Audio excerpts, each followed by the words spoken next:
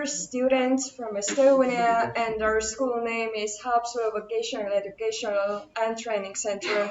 Today we're going to talk about what we don't like about technology in our school, but first we introduce ourselves. My name is Kerstin, and I am studying office work at the second year. My name is Markus. I study information technology. My name is Robin Silk, and I'm 17 years old. As you can see, we have one extra name in our presentation. Supposed to be also one really nice young man, but he got sick, so he will not be participating in this program right now. But we will hope that he will get better soon. We're going to talk about a little bit about our school and a little bit about what's going on, the logo and the slogan. Yeah, so our school is situated in Haapsalu. Haapsalu is located in west of Estonia, near to the sea.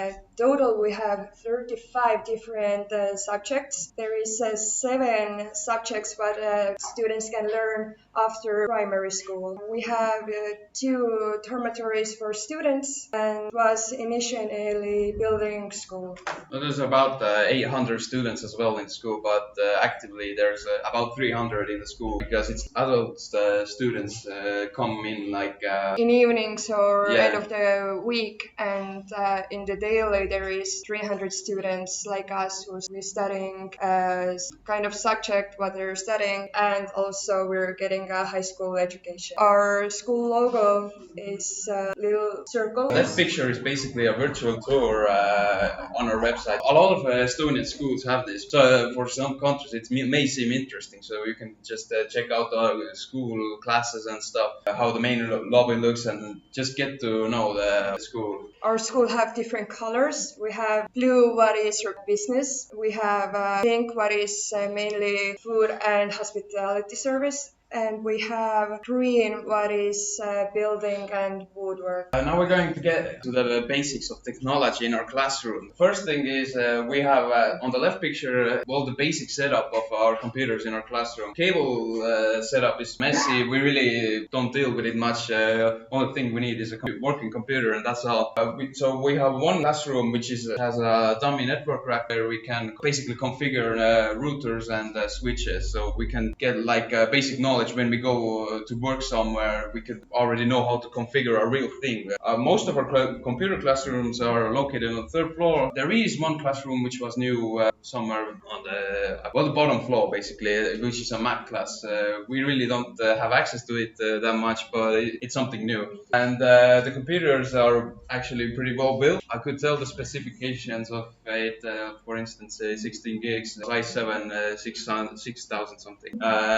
There's 1 terabyte, and there's no graphics card because it's one computer basically. It doesn't have any like boxes or anything. It's just one monitor and the computer is behind. And we actually have a site where we can study virtually, which is called metsein.com or .com. Yeah, you can study a lot of subjects there. For instance, Python, PHP, HTML, and a lot of stuff. But I'd say it would be better to learn from a teacher than actually learn virtually. We have also 3D printer in our school what the students have access to. We also have 3D pencils, and we have tablets what we can use during the classes, and there is also laptops what we can also use during the classes. What we don't like about the technology in our classroom, so it may be distracting because some students play lot of computer games with their short studying schoolwork. The devices may sometimes be problematic, so some devices don't operate correctly. For instance, if you're actually a teacher is trying to show you some kind of a cool video or something, but the projector doesn't work, it's basically a problem. We basically nitpicked our problems, all we could find in our school. So technology can disconnect students from social interaction. So it's very big problem because some students don't talk face to face each other. So they are talking about their phones and don't see each other. I could say that it really isn't a first year problem, but it could be a problem for second year or third year students. For my experience, we have a group which is really active in socializing with each other, so it really isn't a big problem, but I could say that it could be a big problem when we go to a second or third year. I can say in second year we have some of the classes who isn't so interacting with each other and are always using their devices. So therefore the next point can be addictive to digital So it grades enough programs for cheating. cheating. For example, you have a test coming soon, and the teacher really doesn't know about technology that much. And some students have like mobile phones or some Smartwatches or anything. You can just cheat off the test. People usually like to cheat to get better grades. And also minor challenge. For major challenges, yeah, it's some teachers are kind of sloppy with technology. So they ask help for us. Yeah. For instance, again with the projector, but it's like, how do I open this? Please help me. And for actually like a YouTube video, the video ends, then there's like an autoplay system. It starts playing in the background, then the teacher panics, like what is going on and stuff, and she calls for help, or he calls for. Yeah, that's basically it's a challenge for some teachers. and some teachers who wants to do different stuff but they don't have the knowledge to do the different kind of things, so they will stay to the basics, but inside of them they want to do something special for the students to be active and also a young person. But actually we don't have any problems because all the different ones what we named aren't so huge problems and we can find a solution really fast. But therefore we have a question for all the students here. What are your problems in your school? Even What the you don't teachers like, can even answer. teachers, what you don't like about the technology in your classroom? Does somebody else?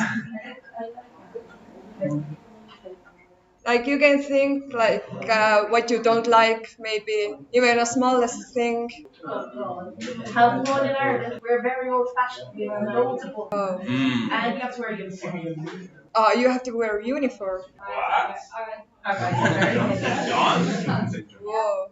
We trained old uniform and we still live in the dark ages. And primary school. Yeah, we still live in the dark ages. And Because in our school, some of the specialities have their uniform, only have to wear them in special occasion. Like in office work, we have like skirt and jacket, but we don't have to wear it every single day. We have to only wear it when it's special event or we have to do really important presentation. So that's why like I'm right now really shocked that you have to wear a uniform every day. every day. Whoa. Yep. Especially in the summer. It's roasting. But that somebody else has something what they don't like about the technology in our school. It can be also the same thing what we named. Yeah, they come in distracting, Yeah. very distracting. Yeah. For example, if a class is very boring, you cannot avoid Yeah. maybe 1 minute. Yeah, because for us it's also students are always chatting on Facebook or WhatsApp and not paying so much attention. But some of our teachers are really strict, and if they find out that we are not participating, then they will be really mad and send us to the principal. I had that once. That wasn't so great. Yeah, usually students are not in their phones because our lessons are actually pretty interesting, and we want to learn and we want to listen what their teachers are talking about.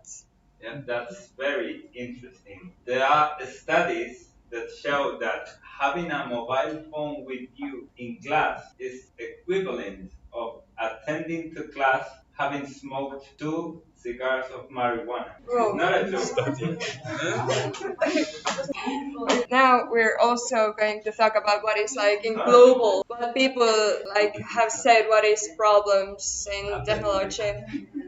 Sometimes it's insufficient methods of teaching because the teachers may be not so good for digital things, and that's why their methods, what they're using, cannot be so productive as can be. That's why it can be insufficient, and it's also can be a waste of valuable time when electricity goes down or something doesn't open and you have to repair it and restore it, then it takes a lot of time. So yeah, and I'm scared by the wrong information. Internet right now is full of wrong information. You cannot trust everything what is in internet. People usually do that. They trust everything what is in the internet. So here is again distractions and cyberbullying. Right now when the technology is so involved, the cyberbullying is getting bigger and bigger, and that's not so good thing. And disconnected from the real world. A lot of students are actually in their mobile phones talking to each other in social media, but not to face to face. And that's why they're losing their emotions. They cannot see what the other person is really doing or thinking, or actually they cannot see the face impressions. That's why it's also like disconnecting from the real world. Also video games. Some young people have problems make a difference between the game and the real world, and they will make pain to other people without even realizing it. And the extent of good handwriting, because everything is on computer, then people don't write in hand. In our school we don't have the problem because every specialty is also learning art. We have our art teacher also here with us, and with her we are painting pictures, oil paintings, different kind. Office work is also learning calligraphy and what? Calligraphy. Yeah, calligraphy. Thank you. And yeah, and that's why for us that's not so huge problem because still a lot of teachers ask us to write by hand, and we have even the lessons where we don't have to bring our computers, and we cannot because we have to do things by hand. Thank you for listening. Does anybody have questions for us? Any comments? Well, even no comments. All right, you can clap then.